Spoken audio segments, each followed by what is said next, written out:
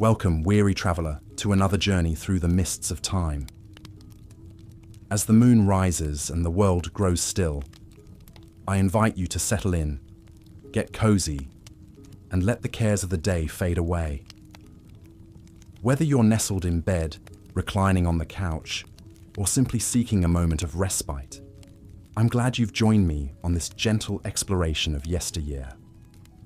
Before we begin, I'd love to know where in the world you're tuning in from and what time of day it is for you. Feel free to leave a comment and let me know. I always enjoy seeing the global community of history lovers and peaceful sleepers that gather here. And if you find these meandering tales of times gone by to be soothing and enlightening, I warmly encourage you to click that subscribe button and join our little band of Dreamtime adventurers. But enough about the present. Let us cast our minds back through the centuries, to an age very different from our own. An age of castles and kings, of plagues and pilgrimages, of faith and hardship. An age we now call the Middle Ages. Picture in your mind's eye a bustling medieval town. Thatched roof cottages line narrow, muddy lanes. The air is filled with the clanging of the blacksmith's hammer, the clucking of chickens, and the cries of street vendors hawking their wares. Towering over it all is the great stone church, its bell tolling the hours of the day. But amidst this quaint charm, a shadow lurks. For not everyone in this world has a cozy hearth to call home. In the alleyways and hovels, in the fields and forests, are the forgotten ones, the homeless and destitute. Theirs is a harsh existence, a daily struggle for survival in a world that has cast them aside. It is their story we will explore tonight, dear listener. Through their eyes, we will witness the grim realities of homelessness in an age without safety nets or sympathy. We will see their ingenuity and resilience in the face of adversity. And perhaps, in the flickering candlelight of their tales, we may find some glimmer of our common humanity across the ages. So make yourself comfortable, dear friend, and let us step back in time together. Back to an era when to be homeless was to live on the very margins of existence. Back to medieval Europe. Our scene opens on a blustery autumn day in the year of our Lord, 1348. The Black Death is ravaging the continent, leaving terror and devastation in its wake. Fields lie fallow as farmers take ill and die. City streets are ghostly quiet, the only sound the rumbling of the corpse cart making its grim rounds.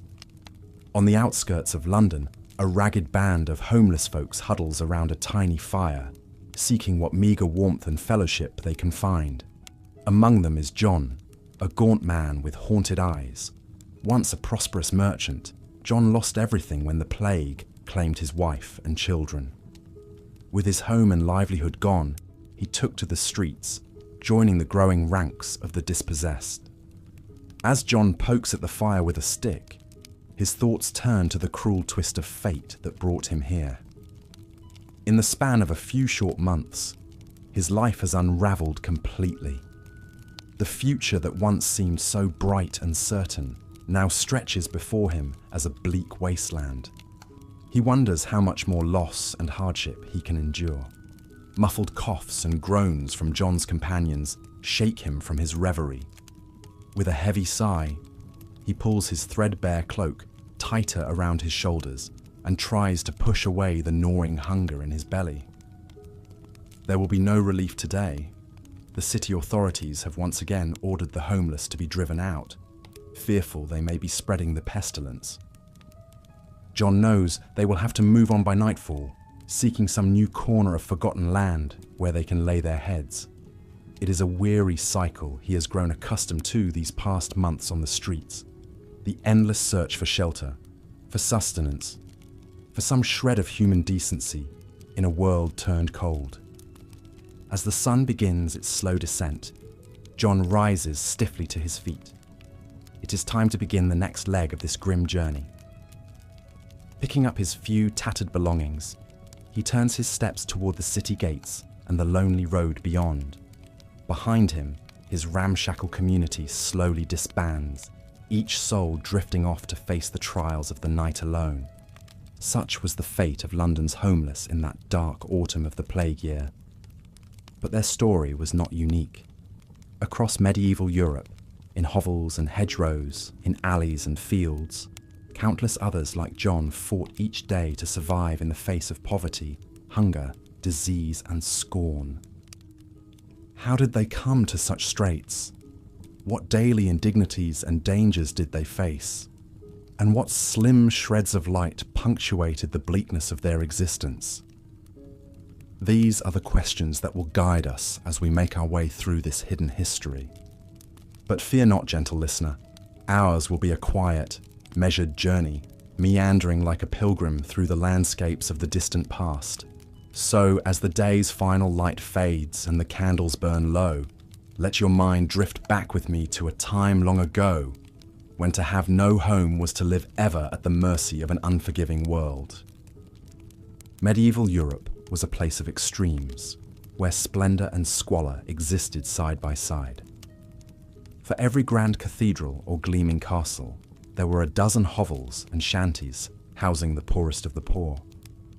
It was a world in which the divide between the haves and have-nots was stark and often brutally enforced. To be homeless in this hierarchical, feudal society was to be branded as an outcast, a pariah, a threat to the social order. Without land, without lineage, without the protection of a lord, the homeless person was seen as a rootless vagabond, a potential criminal or rebel who refused to know their place. In the eyes of the privileged classes, they were a symptom of social breakdown, an affront to the God-given order of things. This prejudice was codified in law and custom throughout the medieval world. In England, a series of statutes from the 14th century onward prescribed harsh punishments for those caught wandering or begging without permission. The accused could be publicly whipped, pilloried, even branded with hot irons as a sign of their low status. Similar laws existed on the continent, from the French kingdom to the German states to the Italian city republics.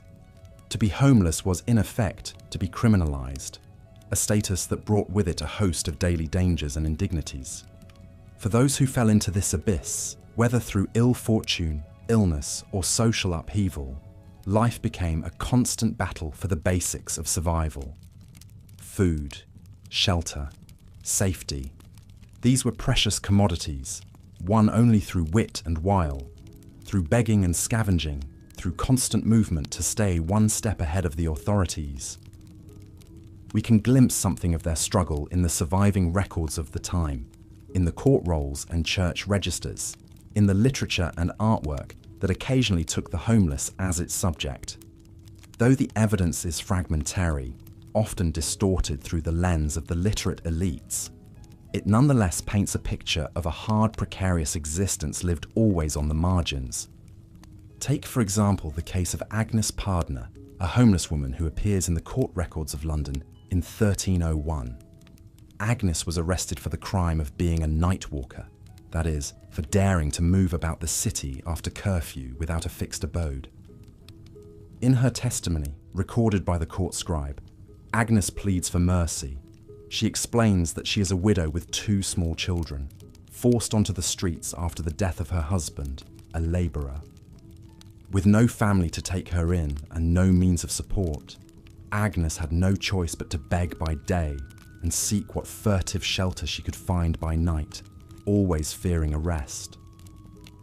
Her story was a common one, echoed in countless variations across the urban centres of Europe. For the homeless widow, the orphaned child, the crippled veteran, the leper cast out by fearful neighbours, the streets were a last resort, a perilous refuge from a world that had no place for them. How did they survive in the face of such adversity? What small comforts or fleeting joys lightened their burdens? As we sift through the historical record, we can catch glimmers of their resilience, their ingenuity, their quiet fortitude, in the face of a hostile world. We see it in the makeshift shelters they built on the edges of towns, lean-tos of scavenged wood and thatch, nestled in the spaces between buildings or in abandoned lots. We see it in the begging bowls they carved from gourds or fashioned from clay, vessels for the alms that were their lifeblood. We see it in the songs and stories they shared around guttering fires, tales of better times and brighter places, of saints and heroes who looked with pity on the poor. And we see it in the fragile communities they built in the midst of their wanderings, bands of outcasts who looked out for one another, sharing what meagre food and warmth they could muster. These are the hidden histories we will trace in the hours ahead, as the night deepens and the world grows hushed. Through the eyes of the medieval homeless, we will contemplate the extremes of the human condition, the cruelty and callousness of which we are capable, but also the compassion and fellowship without which we cannot survive. So let us gather close now, you and I, as the wind whispers secrets of ages past. Let us open our hearts to these long-forgotten lives, these distant mirrors of our own fears and hopes. And in their faded footsteps, perhaps we may find some echo of our common path as wanderers on this fragile earth. As the chill of night descends and the last embers fade in the fire pits, huddled figures can be seen scattered in the shadows. Wrapped in tattered cloaks, they seek what meagre shelter they can, a dry spot beneath a bridge, an abandoned shed, or merely the lee side of a stone wall to break the wind. These are the homeless of medieval Europe, and their plight was a grim one indeed. Life on the streets in the Middle Ages was a relentless struggle for survival. The fortunate ones might find a sympathetic soul to take them in for a night or a scrap of food to quiet their grumbling bellies. But for most, each day brought only gnawing hunger, biting cold, and the constant threat of disease or violence. It's hard to imagine the depths of suffering they endured. One such soul was a man named Thomas. Records from a 14th century London court tell his story in terse, unfeeling lines of ink. Thomas was a labourer, but an injury left him unable to work. With no family to turn to and no means to support himself, he was cast out onto the streets. Night after night, he huddled in a doorway, his only warmth a small fire kindled from bits of scavenged wood. The court record notes that Thomas was arrested for vagrancy and begging. The penalty was a public whipping to deter others from such idleness. One can almost feel the sting of the lash and hear the jeers of the crowd as this broken man was punished for the crime of poverty. Such was the callousness of the age towards those who had fallen through the cracks. Thomas was just one of a multitude of homeless in medieval England. It's estimated that as much as half the population lived on the knife's edge of destitution. A single failed harvest or bout of illness could be all it took to plunge a family from subsistence into homelessness. And once on the streets, it was fiendishly hard to claw one's way back out. This precariousness was woven into the very fabric of medieval society. The feudal system that governed much of Europe was a rigid hierarchy, with the wealthy elite at the top and the landless poor at the bottom. For the homeless, there was no lower rung on the ladder to sink to. They were the disregarded refuse of a system that had no place for them. Adding to their misery were the frequent wars, plagues and famines that ravaged the land. Invading armies would burn and pillage, sending waves of refugees fleeing from the destruction. The Black Death snuffed out millions of lives, leaving ghost towns in its wake and orphaned children wandering the roads. And when the harvests failed and starvation stalked the land, it was always the poorest who suffered most. Through it all, the homeless persevered as best they could. Some banded together for safety and companionship, forming makeshift communities on the edges of towns. They erected lean-tos from cast-off planks and huddled around campfires to ward off the chill. It was a hard, hand-to-mouth existence, but at least they had each other. One such community sprang up outside the walls of Paris in the 15th century. Called the Court of Miracles, it was a sprawling encampment that was home to hundreds of beggars, thieves, and drifters. By day, they fanned out into the city to ply their trades. Some with legitimately, others less so. But by night, they returned to their ramshackle village, a place beyond the reach of the authorities. The court took its ironic name from the supposed miracles that occurred there each evening.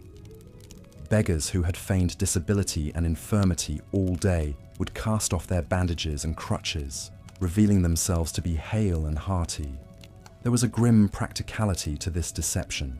A healthy beggar would garner little sympathy, so they played the part of the afflicted to loosen the purse strings of the pious. It's easy to condemn their deceptions and rough living, but faced with a world that had turned its back on them, the denizens of the Court of Miracles made their own way as best they could. Theirs was a life lived on the fringes, in the shadows and gutters of society. And if they sometimes strayed across the hard lines of the law, perhaps it was only what their hard circumstances demanded. Unfortunately, even these meagre refugees were not to last. As the homeless population swelled, so too did the hostility against them. Towns began to crack down, seeing them as a blight and a threat to public order. Raids were carried out to clear away their encampments, scattering the inhabitants back out onto the streets. In 1453, the Court of Miracles was torched to the ground on orders of the king.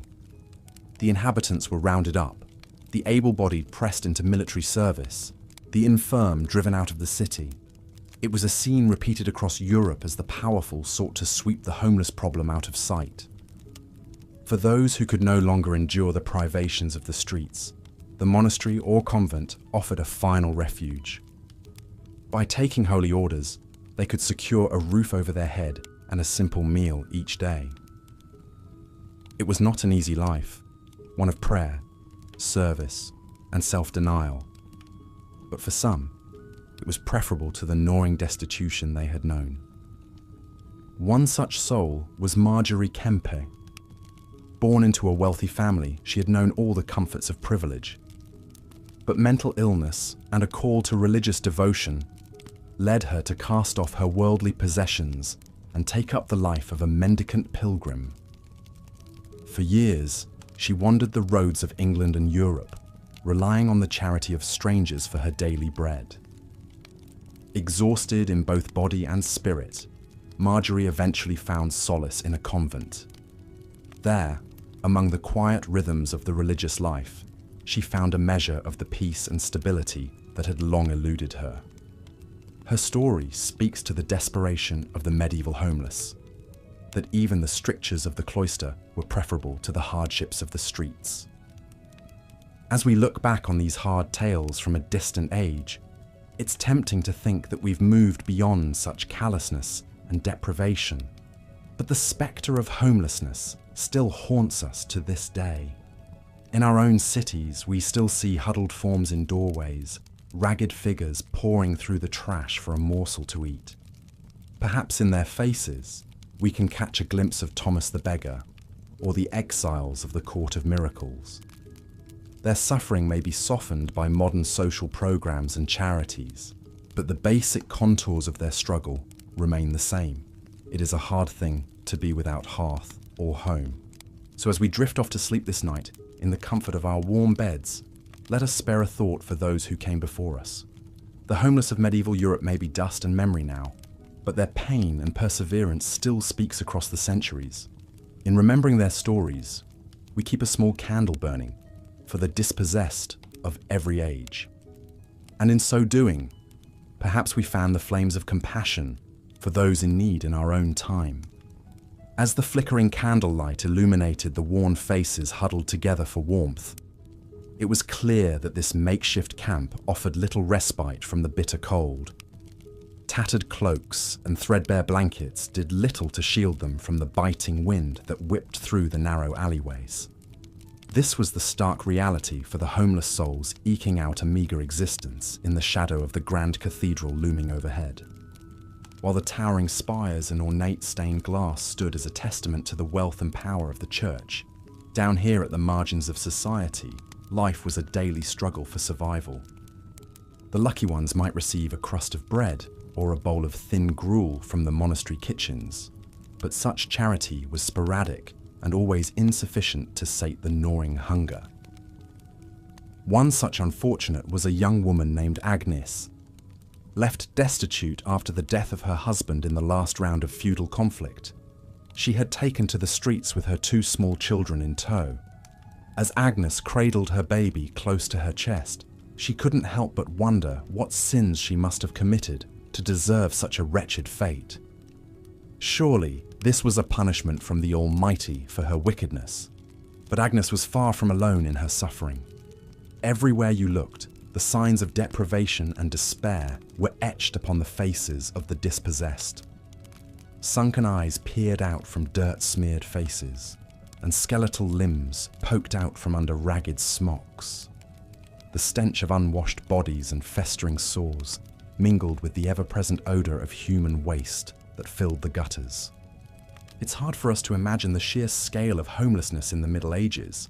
Conservative estimates suggest that in some towns and cities, as much as half the population lacked any sort of permanent shelter. The ranks of the homeless were swelled by a perfect storm of factors, from the ceaseless warfare that ravaged the countryside to the frequent famines that left whole villages starving.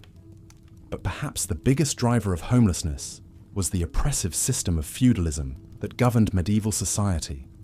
Under this hierarchy, the vast majority of people were effectively bound to the land, forced to toil for their noble masters in exchange for a meagre subsistence. When the crops failed, or the lord demanded extra tithes, many peasants were left with no choice but to abandon their homes and take to the road in search of a better life. Of course, that better life often proved elusive. Medieval towns were not exactly welcoming places for the dispossessed. Vagrancy was viewed as a crime, and those caught begging or sleeping rough were subject to severe punishments, from flogging to imprisonment in the stocks. For a glimpse of just how precarious life could be for the medieval homeless, we can look to the harrowing story of Thomas Weston. Born into a humble peasant family, Thomas had the misfortune of coming of age during the Great Famine that struck England in the early 14th century. As the crops withered in the fields and food prices soared, Thomas and his family were forced to abandon their small plot of land and seek alms in the nearby town of Bristol. But their timing could not have been worse. The town was already teeming with desperate souls driven from the countryside, and the authorities were in no mood for mercy. Thomas and his elderly father were arrested for begging and sentenced to a day in the stocks. As they sat there, exposed to the jeers and insults of the townsfolk, Thomas's father succumbed to his hunger and exhaustion, slumping over dead in the afternoon sun. Thomas would spend the next 3 years living hand to mouth on the streets, dodging the watchful eyes of the constables and fighting off starvation with whatever scraps he could scrounge. But even Thomas's wretched existence paled in comparison to the horrors that would soon be visited upon England's homeless population. In the summer of 1348, the first wave of the Black Death reached the island's shores, carried by fleas on the rats that infested the squalid camps and hovels of the poor. The plague tore through the tightly packed homeless encampments like wildfire, killing indiscriminately and without mercy. The fortunate ones died quickly, their ravaged bodies piled onto carts and hauled away to mass graves beyond the city walls. But for those who lingered on in agony, there was little comfort or respite. Most hospitals and religious houses refused to take in the homeless sick, fearing that they carried the contagion, and so they were left to die in the gutters, their pitiful moans echoing through the empty streets as the wealthier townsfolk shuttered their windows and prayed for deliverance. By the time the plague had burned itself out, as much as half of England's population had perished, with the homeless bearing the brunt of the losses. In London alone, it's estimated that over 20,000 homeless people died during the outbreak, their emaciated corpses left to rot where they fell. For the medieval homeless, death was an ever-present spectre, stalking the fetid alleyways and squalid encampments where they struggled to survive. If the cold or the hunger didn't claim them, then disease almost certainly would. And even if by some miracle they managed to avoid these perils, there was always the risk of violence at the hands of the authorities or their fellow outcasts. Given the constant dangers and deprivations they faced, it's little wonder that many homeless people in the Middle Ages sought refuge in the one institution that promised some measure of comfort and stability: the church. For all its flaws and hypocrisies, the medieval church did offer a glimmer of hope to the dispossessed. Monasteries and convents often provided food and shelter to the destitute, and some religious orders, such as the Franciscans, made aiding the poor a central part of their mission. For a lucky few, joining a religious order offered an escape from the vicious cycle of poverty and homelessness. Take the tale of Elizabeth, a homeless widow who found salvation through service to God. Left penniless after the death of her husband, Elizabeth wandered the countryside for years, begging for alms and sleeping in barns and haystacks. But her life took a turn when she stumbled upon a small convent in the woods outside of York. The nuns took pity on the ragged woman and offered her a place to stay in exchange for help with the daily chores. Over time, Elizabeth found a sense of purpose and belonging in the rhythms of religious life, and she eventually took the veil herself, dedicating her remaining years to prayer and service. Of course, Elizabeth's story was the exception rather than the rule. For every homeless person who found solace in the church, countless others were left to fend for themselves on the margins of society. And even those who did find a place in a monastery or convent often faced harsh discipline and a life of grinding poverty and toil. So what are we to make of this tragic history of medieval homelessness? What lessons can we draw from the suffering of these long-dead outcasts? Perhaps the most obvious one is that poverty and homelessness are not new problems, born of modern inequality or social decay. They have been with us for centuries, scars on the face of every so-called civilized society. But more than that, the stories of people like Agnes, Thomas, and Elizabeth remind us of the fundamental humanity of the homeless. They were not faceless statistics or social problems to be solved, but real people with hopes, dreams, and desires just like our own. In a world that often seems indifferent to the suffering of the poor and the marginalized, it's easy to look away, to pretend that their struggles have nothing to do with us. But the history of medieval homelessness reminds us that we are all connected, all part of the same human family. As we huddle together against the cold and the dark, let us remember the homeless souls who came before us, and let their stories kindle in us a spark of compassion and solidarity. For in the end, there is no us and them, no deserving and undeserving poor. There is only us, struggling and dreaming together beneath the same indifferent stars. As the chill of night settled over the city, the makeshift hovels and crude shelters of the homeless came to eerie life. Shadows flickered across tattered cloth and salvaged wood, cast by the fading embers of cooking fires. Huddled figures stirred beneath threadbare blankets, their breath misting in the cold air. For the destitute of medieval Europe, each night was a battle against the elements, and a fervent prayer to see the dawn. One such figure was a young girl named Agnes. Orphaned by the plague and cast out by her relatives, Agnes had joined the ranks of the homeless at the tender age of 7. Now, at 12, she was a veteran of the streets, wise beyond her years. As she curled up beneath a lean-to fashioned from an abandoned cart, Agnes's stomach growled with hunger. It had been 2 days since her last proper meal, a crust of bread and a few scraps of salted fish, begged from a kind-hearted merchant. Food was a constant struggle for the homeless of the Middle Ages. With no reliable source of income, they were forced to rely on the charity of others or resort to desperate measures. Begging was a common sight on the streets of medieval towns, with the destitute pleading for scraps and alms. However, as the numbers of homeless grew, so too did the laws against vagrancy and loitering. Many towns imposed harsh punishments on those caught begging, from public floggings to imprisonment in the stocks. For young Agnes, the risk of arrest was a daily reality. She had learned to be quick and cunning, darting through the crowds with her hand outstretched, then disappearing into the labyrinth of alleyways before the authorities could catch her.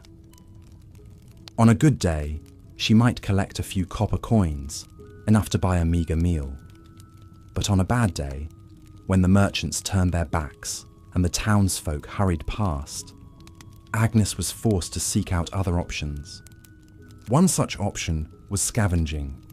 The streets and gutters of medieval cities were littered with refuse, from rotting vegetables to discarded bones. For the desperate, this detritus could mean the difference between life and death. Agnes had become an expert at picking through the garbage, seeking out morsels that were still edible. She had learned which taverns threw out the best scraps, and which back alleys were home to the most bountiful dung heaps. But even scavenging had its risks. Competition among the homeless was fierce, and fights over particularly choice bits of refuse were not uncommon. Agnes bore the scars of such conflicts, a jagged wound across her cheek from a rival's makeshift blade. She had learned to be fast and vicious, striking first and showing no mercy. In the world of the medieval homeless, compassion was a luxury few could afford. As Agnes curled tighter beneath her thin blanket, her thoughts turned to the coming day. She would rise with the sun and begin her daily rounds, scouring the streets for any opportunity to fill her belly. Perhaps the baker would be in a generous mood, or a passing nobleman might toss a coin in her direction.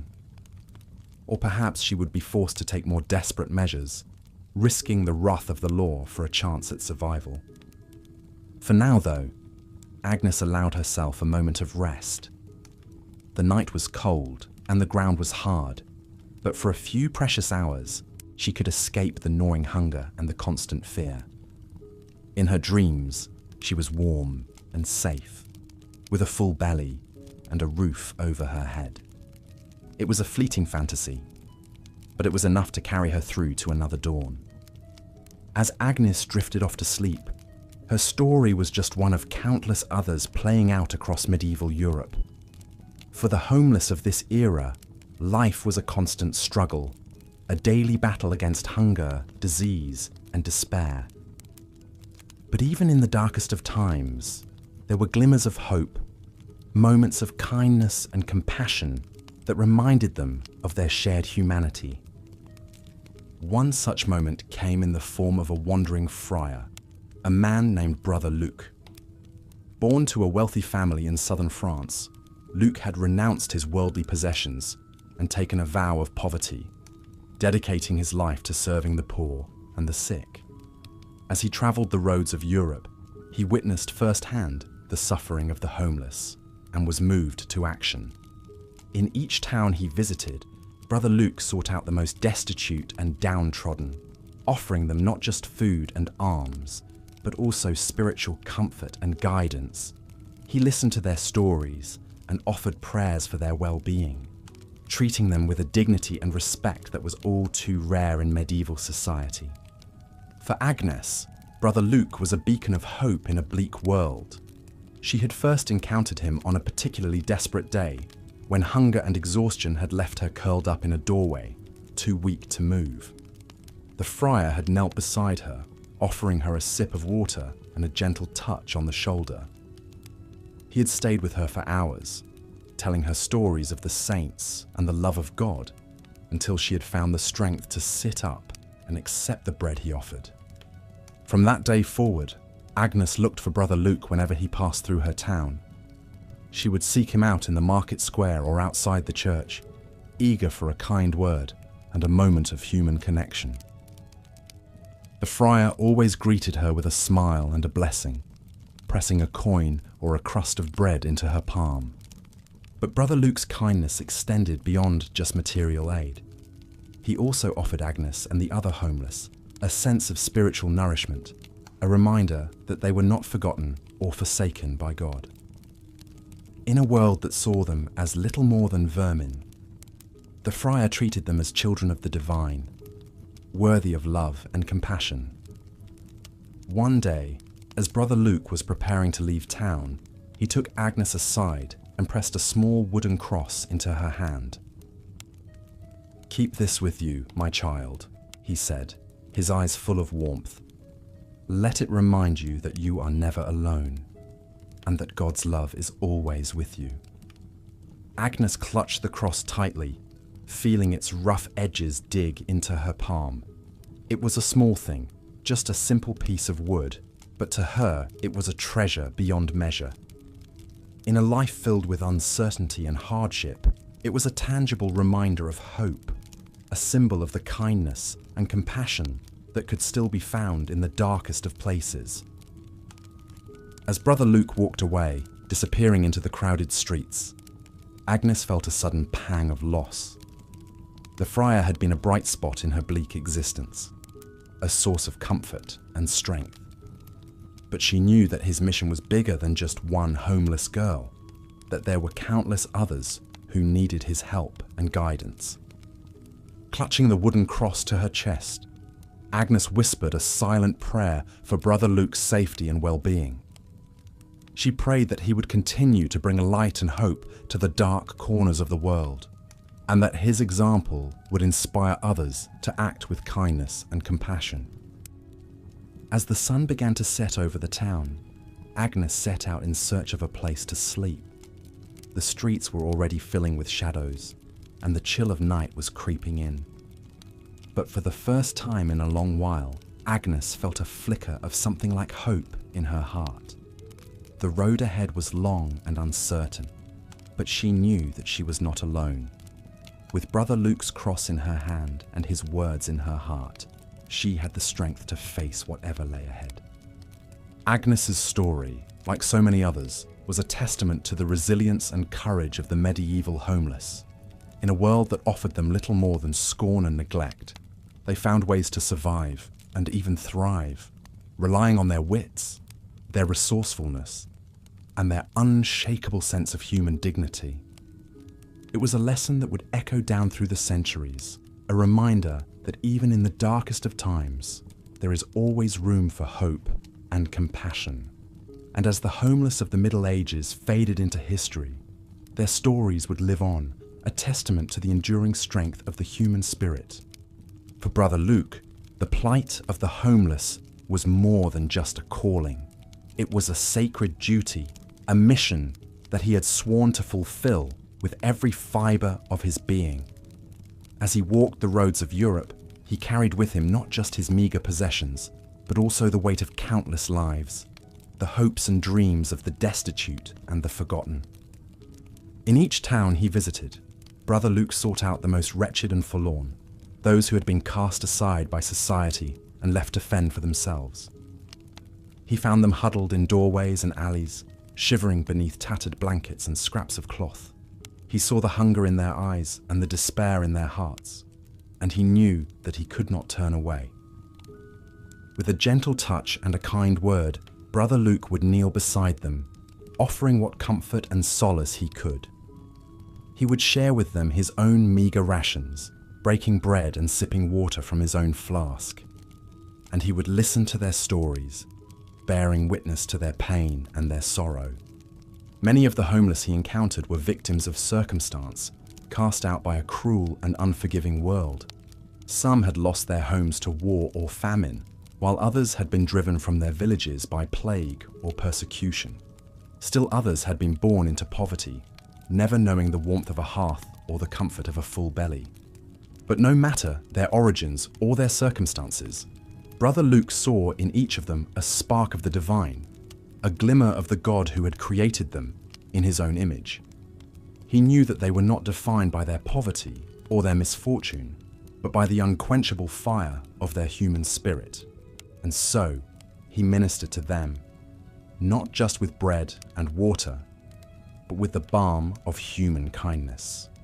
He listened to their fears and their sorrows, offering words of comfort and encouragement. He prayed with them and for them, calling down the blessings of heaven upon their weary heads.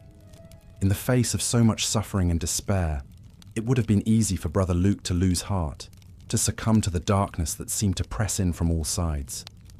But he clung to his faith like a lifeline, drawing strength from the conviction that God's love was stronger than any earthly sorrow. And so he pressed on, day after day, town after town, carrying the light of hope into the darkest corners of the world. He knew that his mission was a humble one, that he could not hope to solve the vast and intractable problem of medieval homelessness. But he also knew that every act of kindness, no matter how small, was a victory in the battle against despair. As the years passed and his own strength began to fail, Brother Luke never wavered in his commitment to the poor and the destitute. Even as his body grew frail and his steps faltered, he continued to seek out those in need, to offer them the comfort of his presence and the warmth of his heart. And when at last he lay upon his deathbed, surrounded by the brothers of his order, Brother Luke's thoughts turned once more to the homeless he had served so faithfully. With his last breath, he whispered a prayer for their well-being, entrusting them to the care of a loving God. Brother Luke's legacy would live on long after his passing, inspiring generations of monks and nuns to follow in his footsteps. They would take up his mantle of service to the poor, carrying the light of compassion into the darkest corners of medieval Europe. And though the problem of homelessness would persist, an intractable scourge that defied easy solutions, the example of Brother Luke and those like him would stand as a reminder of the power of human kindness. In a world that so often seemed cold and unforgiving, their selfless devotion to the least among us was a beacon of hope, a testament to the enduring strength of the human spirit. For the homeless of the Middle Ages, life was a daily struggle against hunger, disease, and despair. Cast out by a society that saw them as little more than refuse, they were forced to rely on their own wits and resourcefulness to survive. But even in the darkest of times, there were glimmers of hope, moments of grace that reminded them of their inherent worth and dignity. In the flickering light of a beggar's fire, in the shared warmth of a makeshift shelter, in the gentle touch of a compassionate hand, they found the strength to carry on. And in the stories of those like Agnes and Brother Luke, they found a reason to believe in the possibility of a better world. As we look back on the plight of the medieval homeless, it is easy to feel a sense of despair, to wonder how a society could have failed so many of its most vulnerable members. But we must also remember the lessons of those who refused to turn away, who saw in the face of the destitute a reflection of their own humanity. In our own time, as we grapple with the ongoing crisis of homelessness in our cities and towns, we would do well to remember the example of Brother Luke and those like him. We may not be able to solve the problem overnight, but we can each do our part to alleviate the suffering of those in need. Whether it is through volunteering at a local shelter, donating to a food bank, or simply offering a kind word or a helping hand to someone in distress, we all have the power to make a difference. And in doing so, we honor the memory of those who came before us, those who refused to let the darkness win. As we close this chapter on the homeless of the Middle Ages, let us carry their stories with us, a reminder of the resilience and courage of the human spirit. And let us pledge ourselves to building a world in which no one is left behind, in which every person is treated with the dignity and compassion they deserve. In the words of Brother Luke, we are all children of God, worthy of love and respect. May we never forget the least among us, and may we always strive to be a light in the darkness. As the sun dipped below the horizon, casting long shadows across the muddy streets, the town of Ipswich settled into an uneasy quiet. Shopkeepers shuttered their windows, children were ushered inside, and the respectable folk retired for the evening. But for the town's homeless and destitute, the struggle was only beginning. Huddled in a dark alley, a group of ragged figures gathered around a meager fire, their faces gaunt and haunted in the flickering light. Among them was John, a once proud craftsman who had fallen on hard times. His calloused hands trembled as he warmed them over the flames, his empty stomach growling in protest. John's story was a familiar one in medieval England. A sudden illness had left him unable to work, and without a trade or family to support him, he had quickly found himself cast out onto the streets. In a society with no safety net or social services, losing one's livelihood often meant losing everything. As John surveyed his companions, he saw a grim cross-section of medieval misfortune. There was Agnes, an elderly widow with no children to care for her, Thomas, a lame beggar with a withered leg, and Mary, a young mother clutching a sickly infant to her breast. They were just a few of the countless souls left to fend for themselves in a world that had no place for them. Ipswich was far from unique in its homeless problem. Across England and Europe, towns and cities were grappling with a growing tide of poverty and destitution.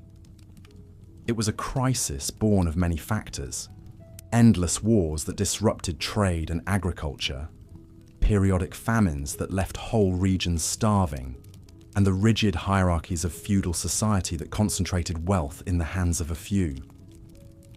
In the 14th century, the situation was made even worse by the arrival of the Black Death.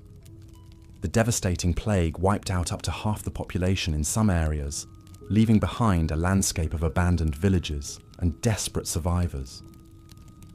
Many who had once lived comfortable lives found themselves suddenly cast into poverty, their lands seized by lords and their families scattered to the winds. For the homeless of Ipswich, the struggle was one of day-to-day survival. With no permanent shelter, they were at the mercy of the elements, huddling under bridges or in abandoned barns to escape the worst of the cold and rain. In the summer, they might camp in the woods or fields outside of town, only to be chased off by angry landowners or roving bandits. Food was an even greater challenge. With no means to earn an honest living, many were forced to rely on begging or scavenging for scraps. In a pinch, some might resort to petty theft, risking harsh punishments if caught. Even in the best of times, a homeless person's diet was meager and monotonous, consisting mostly of coarse bread, thin soup, and whatever wild plants or animals they could forage. The constant spectre of hunger took a heavy toll, weakening the body and making it susceptible to a host of maladies. For the homeless, even a simple cut or chill could quickly escalate into a life-threatening condition. Without access to proper medical care, they were easy prey for the many diseases that ran rampant in medieval towns: dysentery, typhoid fever, tuberculosis, and more. Perhaps the greatest suffering, though, was inflicted by their fellow man.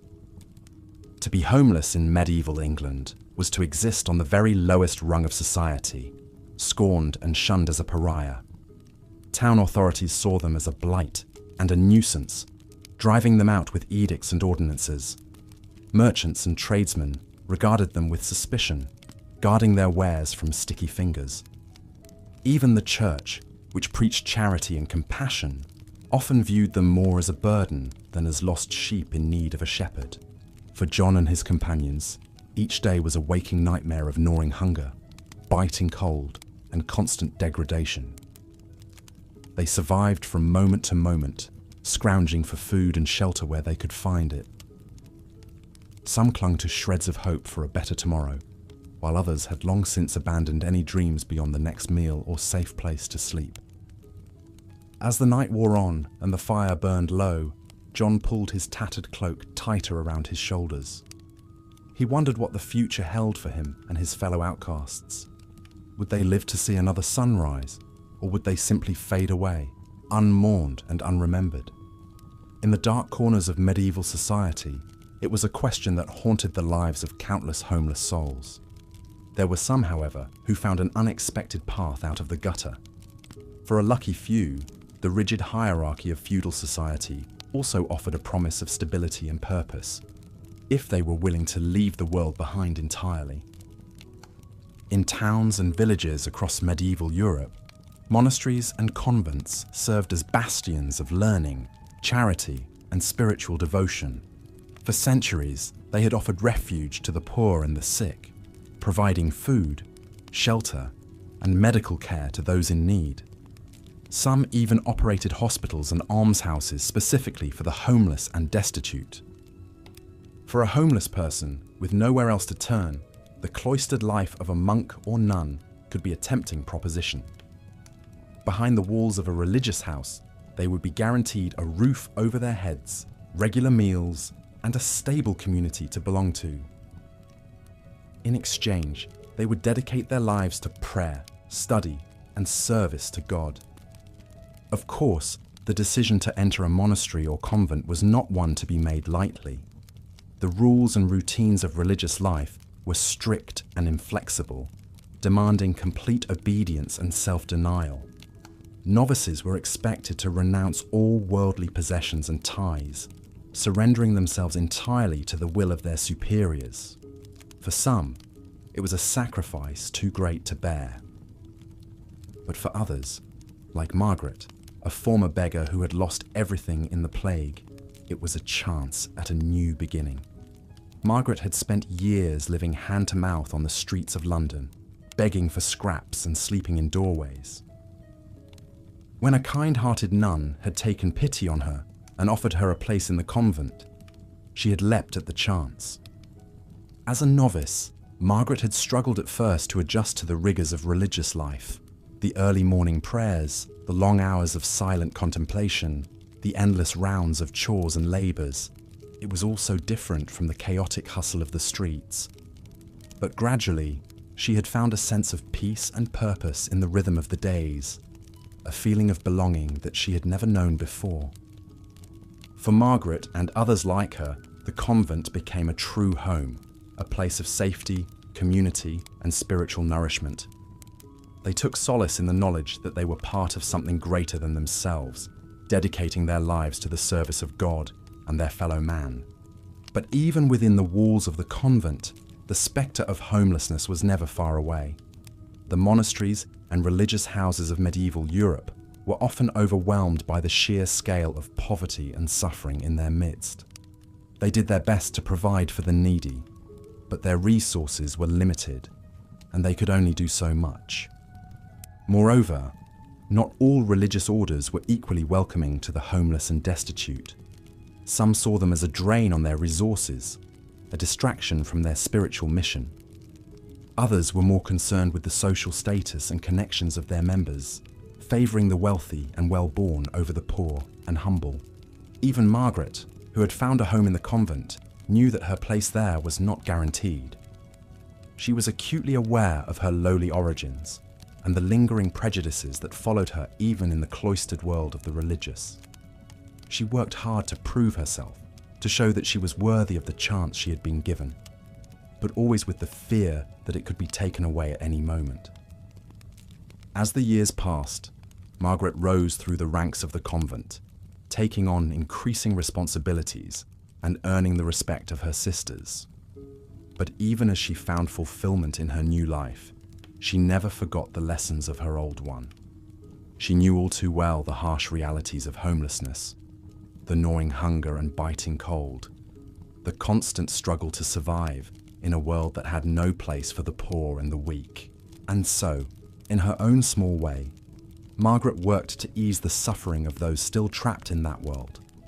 She volunteered in the convent's hospital, tending to the sick and the dying with gentle hands and soothing words.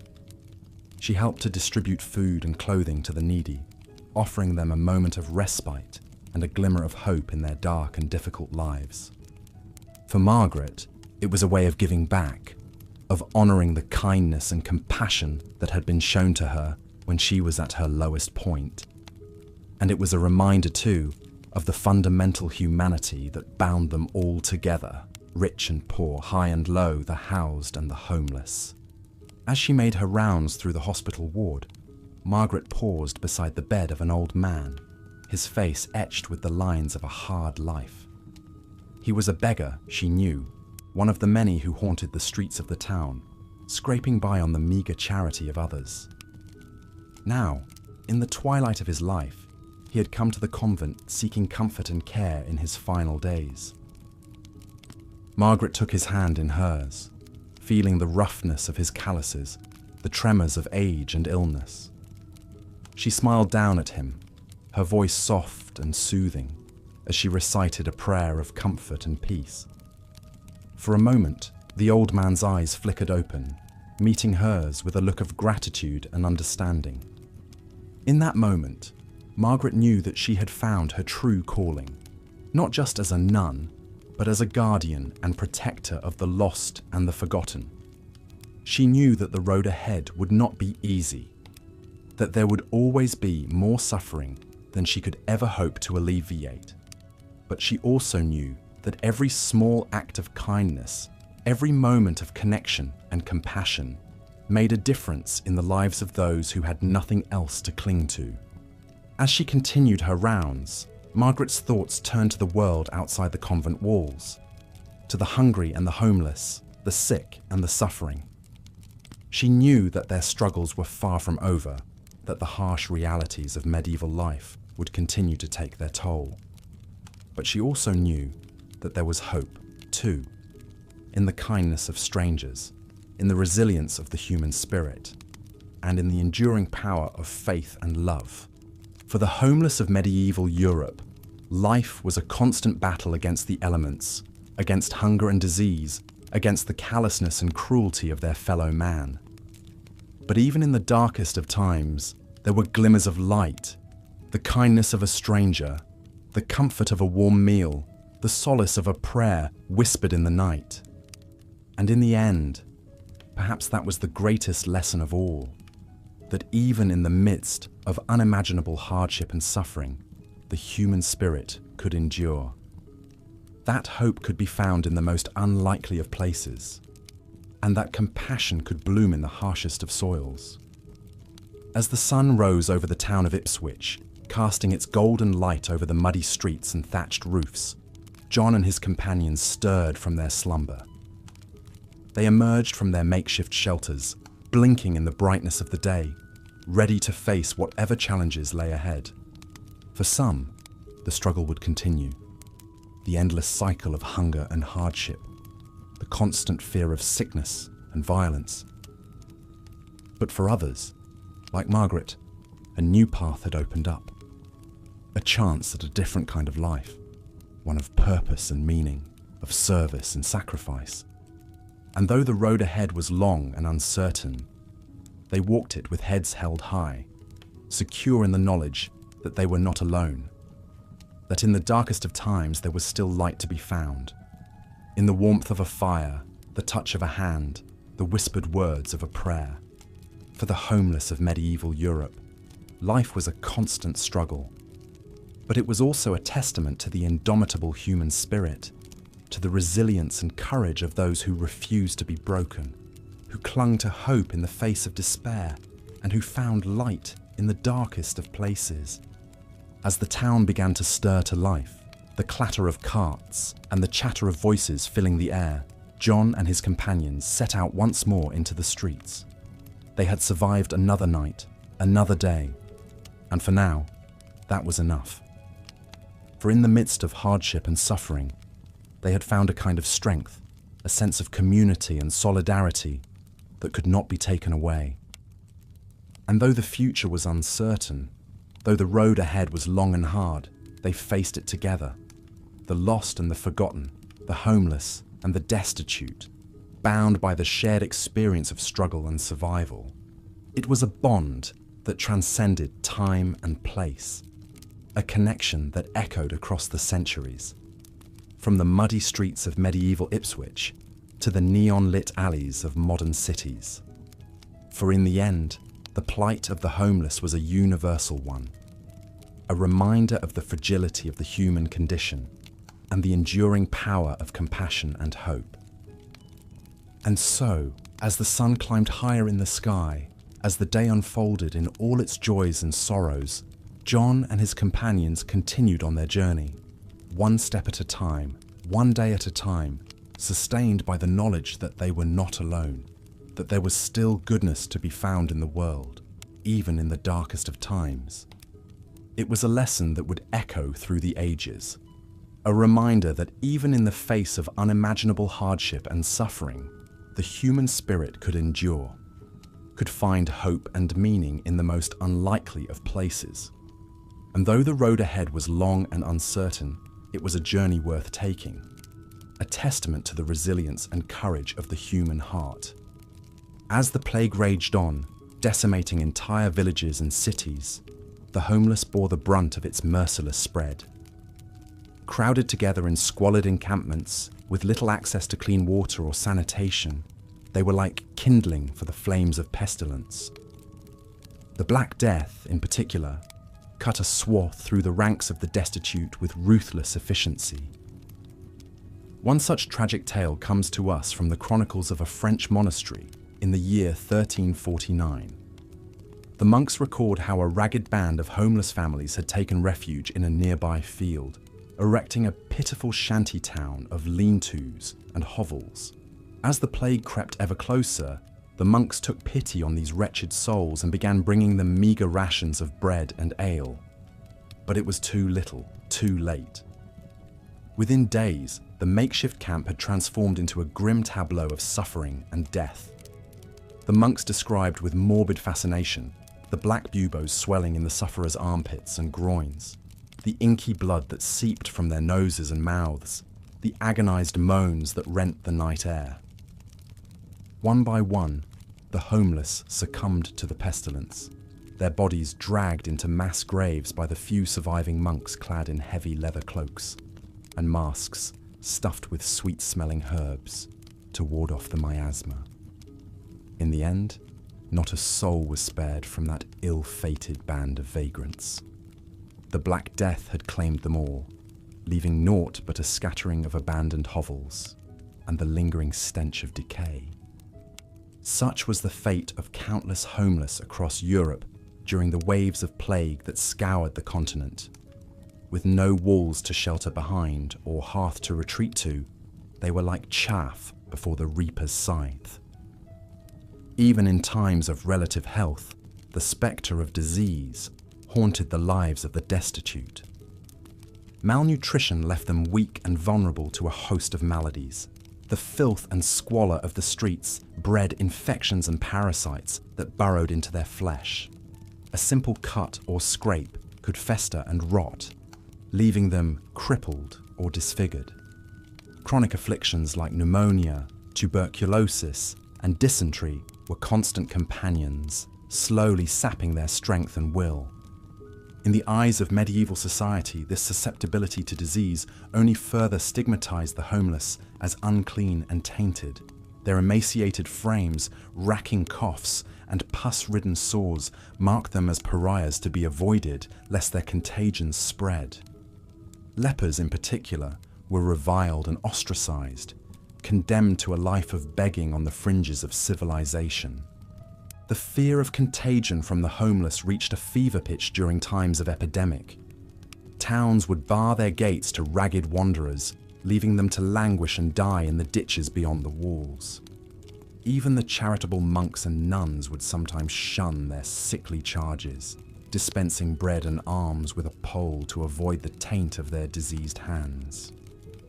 For the destitute of the Middle Ages, each day was a Sisyphean struggle against the ravages of illness and infirmity. With no medicine or care beyond the occasional poultice or prayer, they could only endure the racking pains and wasting fevers as best they could, knowing that their next breath might be their last. It is a grim irony that in death, the homeless finally found a measure of equality with their more fortunate peers. Rich and poor alike were fodder for the plague's insatiable maw. In the charnel pits and mass graves, the bones of princes mingled freely with those of paupers. But even this morbid democracy was short-lived. As the wheels of industry and commerce ground to a halt, the need for cheap labour skyrocketed. Suddenly, the once reviled homeless were seen as a resource to be exploited. able-bodied vagrants were rounded up and impressed into work gangs, toiling in the fields and mines for a pittance of bread and shelter. Those deemed too weak or infirm to work were simply cast aside, left to die in the gutters and alleyways. In some cases, the destitute were actively persecuted, scapegoated as the cause of the plague by dint of their perceived sinfulness and impurity. Across Europe, homeless encampments were put to the torch, their inhabitants beaten and driven out like mangy dogs. Even in death, the homeless were denied the basic dignities accorded to their wealthier counterparts. While the rich and noble were interred in ornate tombs and sepulchres, the indigent were dumped unceremoniously into unmarked pits, their passing unmourned and unremembered. As the plague burned itself out and life slowly returned to a semblance of normalcy, the plight of the homeless once again faded into the background of medieval society's consciousness. The able-bodied drifted back into the anonymity of itinerant labour, wandering from town to town in search of work and sustenance. The infirm and elderly returned to their familiar haunts in the almshouses and poorhouses, eking out a meagre existence on the charity of the church and the occasional kind-hearted soul. But the scars of the pestilence lingered long in the collective memory of the destitute. For generations, the spectre of plague haunted their dreams and tinged their waking hours with a sense of foreboding. They knew all too well the cruel caprices of fate that could strike down the mightiest lord and the lowliest serf with equal impunity. In many ways, the plight of the homeless in the face of plague was a microcosm of their larger struggle for survival in the harsh and unforgiving world of the Middle Ages. Beset on all sides by hunger, cold, violence, and disease, they scraped and scrabbled for every morsel of food, every scrap of shelter, every shred of human dignity. It is a testament to the indomitable resilience of the human spirit that so many managed to endure in the face of such unrelenting adversity. Against all odds, they found small moments of solace and camaraderie in the shared hardships of the streets. They forged bonds of mutual aid and protection, pooling their meager resources to help the weakest among them survive another day. And in the darkest depths of despair, some even managed to find a flicker of hope and purpose. In the cloistered walls of the monasteries and convents, a lucky few discovered a refuge from the chaos and cruelty of the outside world. Here, they could shed the rags and filth of their former lives and don the simple robes of a monastic order. For these fortunate souls, the regimented routines of prayer, work, and contemplation offered a welcome respite from the daily grind of survival. In the service of a higher power, they found a sense of meaning and belonging that had eluded them in the dog-eat-dog world of the streets. But even within the sanctified halls of the church, the spectre of poverty and want was never far away. Many monasteries and convents struggled to feed and clothe the throngs of homeless that flocked to their gates, straining their meager resources to the breaking point. In some cases, the flood of indigent refugees threatened to overwhelm the very institutions that sought to help them. Monks and nuns found themselves stretched thin, torn between their vows of charity and the practical realities of keeping their communities afloat. Tensions simmered and sometimes boiled over as the haves and have-nots jostled for position within the cloistered walls. For the homeless who managed to secure a foothold in these religious orders, life was far from easy. They were expected to work long hours in the fields and workshops, toiling alongside their more well-heeled brethren to keep the monastery running smoothly. They were held to the same strict standards of piety and obedience, their every move scrutinized for signs of backsliding or moral turpitude. And yet, for many, it was a price worth paying for the simple assurances of a roof over their head, a meal in their belly, and a modicum of human dignity.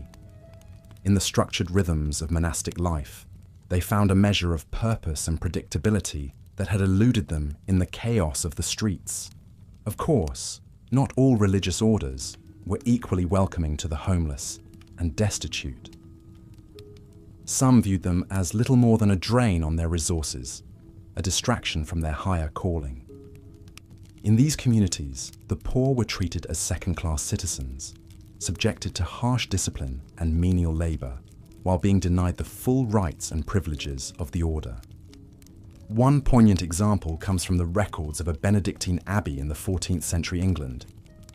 The abbey's chronicles speak of a homeless woman named Agnes, who sought refuge within its walls during a particularly brutal winter. Despite her obvious need, the abbot was reluctant to admit her, seeing her as little more than a burden on the community's already strained resources. Only after much pleading and prostration did he relent, allowing Agnes to take the veil as a lay sister. But her new life was far from an idyllic respite. She was relegated to the abbey's scullery, forced to toil long hours, scrubbing pots and hauling water for her more privileged sisters. Despite the back-breaking labour and constant indignities, Agnes persevered, finding small moments of grace in the simple rhythms of monastic life. In the quiet of the chapel, she could lose herself in the soaring harmonies of the choir, her spirit transported beyond the drudgery of her earthly existence. And in the fleeting camaraderie of her fellow lay sisters, she found a sense of kinship and belonging that had always eluded her on the streets. Together, they shared stories of their former lives, their hopes and dreams, their fears and sorrows. In the flickering light of a candle, they could almost forget the cruel realities that had brought them to this place. For Agnes and countless others like her, the monastery represented a fragile lifeline in a world that had little use for the poor and dispossessed.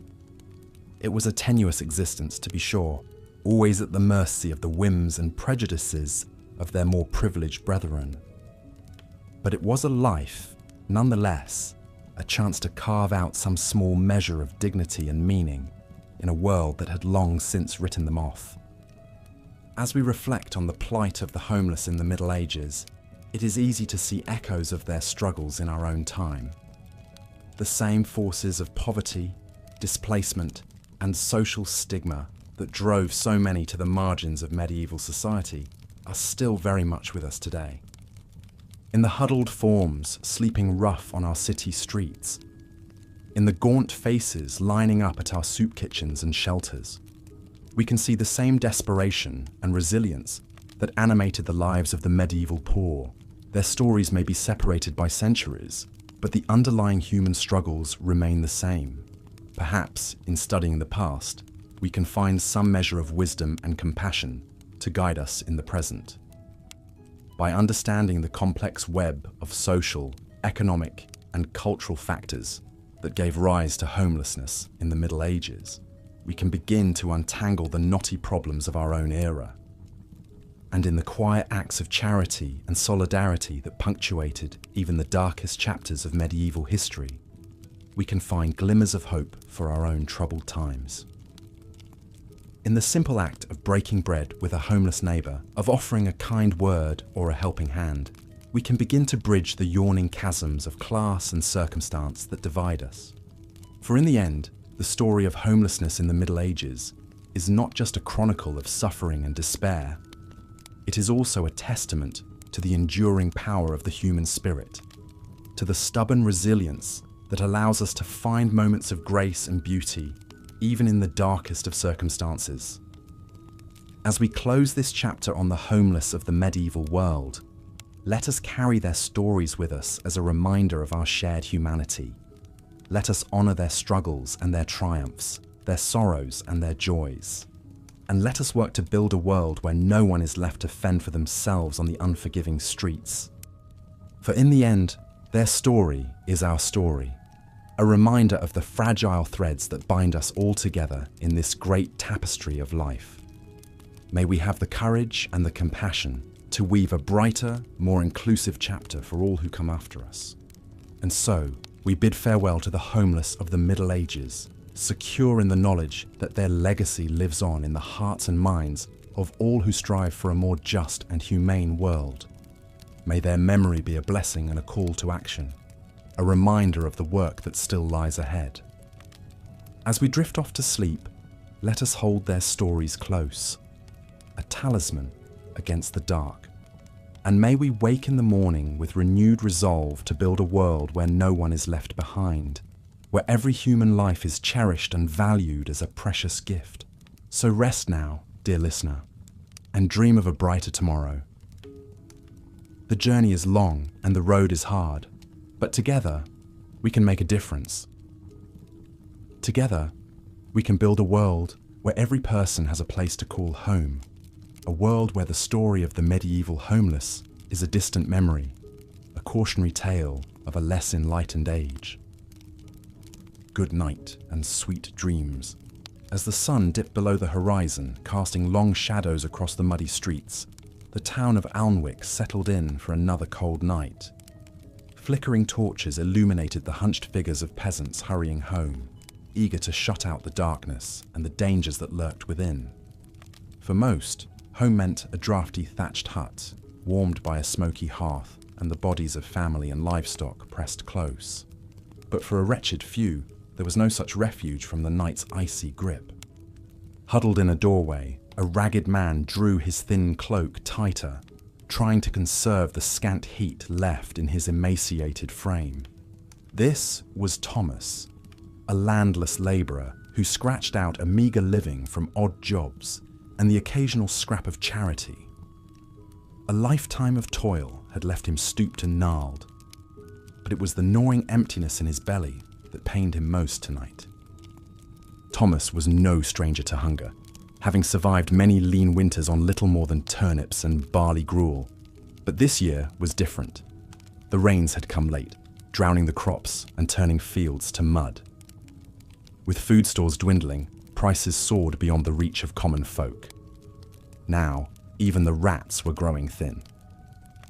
Closing his rheumy eyes, Thomas let his mind drift to better times, before his wife succumbed to the flux and his son marched off to war, never to return. He thought of the little croft they once called home, with its sturdy walls and neatly thatched roof. It wasn't much, but it kept the wind and rain at bay. The hearth always had a pot bubbling, and his children's laughter rang out across the fields as they played. But those days were gone, swept away like leaves before an autumn gale.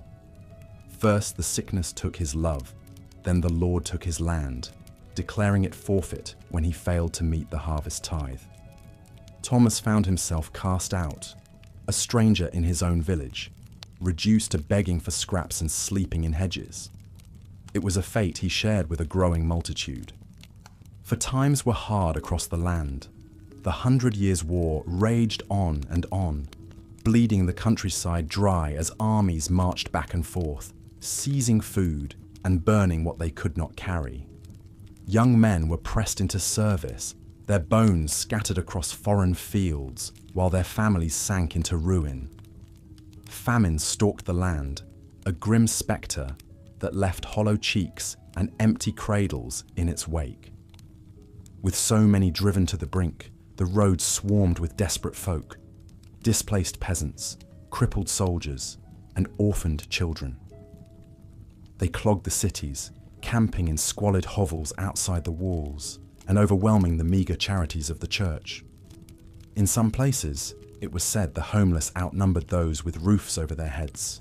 It was a crisis beyond any in living memory, one that left no corner of society untouched. Yet, for all the suffering of the masses, those in power seemed blind to their plight. Lords and bishops still feasted in their halls, served by retinues of liveried servants, while the destitute huddled at their gates, hoping for a crust. As Thomas burrowed deeper into his cloak, stomach growling like a caged beast, he pondered this cruel contrast. How could a land of such plenty, graced by God's abundance, leave so many to waste away in squalor and despair? Were not all men children of the Almighty, owed a portion of his bounty? Such questions haunted Thomas as he drifted into a fitful sleep, one eye open against cutpurses and rogues. They were riddles beyond the ken of a simple man, the province of learned scholars who passed the mysteries of heaven and earth. All Thomas knew was the ache in his bones and the hole in his heart, the gnawing sense that the world had gone askew. As the first pale fingers of dawn crept across the sky, Thomas roused himself from his cramped shelter. His joints creaked in protest as he unfolded his long limbs, breath puffing in the frigid air. Stomping circulation back into his numb feet, he cast his gaze towards the town's square, where the market stalls were beginning to bustle with activity. Perhaps today would bring a chance for odd work, an errand to run or a load to haul in exchange for a hunk of bread or a swig of ale. It was a slender hope, but one that had sustained him through many a bleak morning. With a muttered prayer on his cracked lips, Thomas set off into the growing crowds, just one more anonymous figure amid a sea of need. As he navigated the muddy lanes, Thomas passed scenes that had grown all too familiar.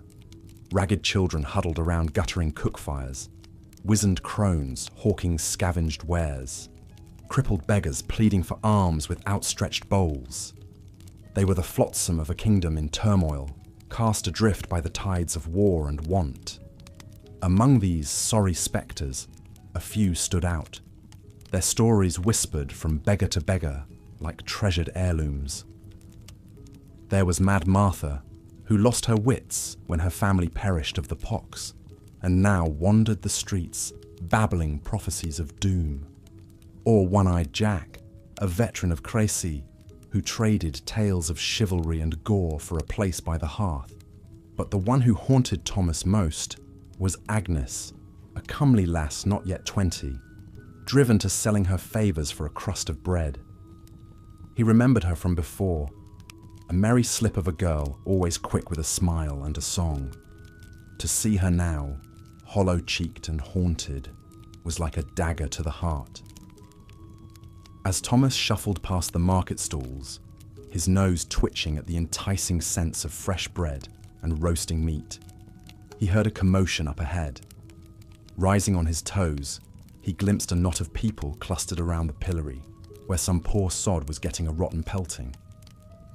With a guilty start, Thomas recognized the slumped figure as Will, a simple-minded vagrant who often begged on the church steps.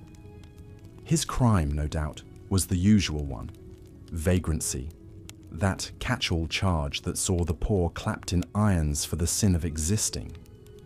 In a world where the wealthy jealously guarded their privilege, the sight of the needy was an affront, a blight to be swept from the streets.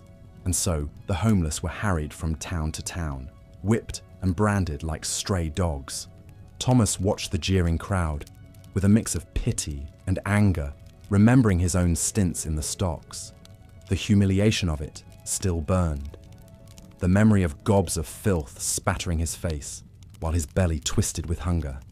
It was a cruelty beyond bearing, a reminder of how far he had fallen.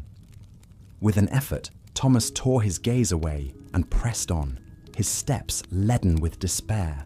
What hope was there in a world that treated its weakest so? Where was the charity, the Christian mercy, that the priests droned on about in their sermons? It seemed to Thomas that the true face of the church was not the gentle smile of the Virgin, but the hard sneer of the tithe collector. As the sun climbed higher, burning away the morning mist, Thomas found himself at the edge of town, where the neat rows of thatch gave way to a squalid shanty town of lean-tos and hovels. This was the fringe, the no-man's land, where the homeless clustered like rats, scraping by on the leavings of their betters. The stench hit him like a fist, a miasma of unwashed bodies, human waste and despair. Thin trails of smoke curled from rickety chimneys, the scent of burning rubbish mingling with the sour reek of boiled cabbage. Scrawny dogs slunk between the shacks, ribs poking through mangy coats as they nosed for scraps. This was a place Thomas knew well, having sheltered here through many a bitter night. There was a grim camaraderie among the residents, a sense that they were all in the same leaky boat. They pooled what meagre resources they had, sharing scanty meals and huddling together for warmth. But even here, On the margins of society, there was no true escape from the cruel calculus of survival. Fights erupted over mouldy crusts and cast-off rags, desperate souls driven to extremes by gnawing want, and always the spectre of disease hung over the camp like a pall, picking off the weakest with merciless efficiency. Thomas had seen it all, the bloody flux that left its victims shitting out their guts, the putrid fever that made the skin slough off in sheets. He had watched friends and strangers alike wither away, their last breaths rattling in sunken chests. It was a pitiless end, one he prayed nightly to be spared. As he picked his way through the muddy lanes, nodding to familiar faces etched with hardship, Thomas felt a heaviness settle on his shoulders. Another day of scrabbling and scrimping stretched before him. Another day of fighting the hunger that clawed at his belly like a living thing. But what choice did he have? This was the lot of the landless poor, the grim reality behind the minstrel's tales of courtly love and daring do. While lords and ladies played at chivalry, the likes of Thomas scrabbled in the dirt, praying for a scrap of their leavings. It was a bitter draught to swallow, but one that Thomas had long since grown accustomed to. You learned to take your joys where you could. A kind word from a stranger, a bit of salted pork stretched over a week. You clung to those moments of grace like a drowning man to driftwood, praying they would be enough to see you through. And so, as the sun reached its zenith, Thomas set about his daily ritual of survival, begging a crust here, hauling a load there, always with one eye on the horizon for trouble. It was a precarious dance, one where a single misstep could mean the difference between a full belly and an empty grave. But dance it he would, for as long as his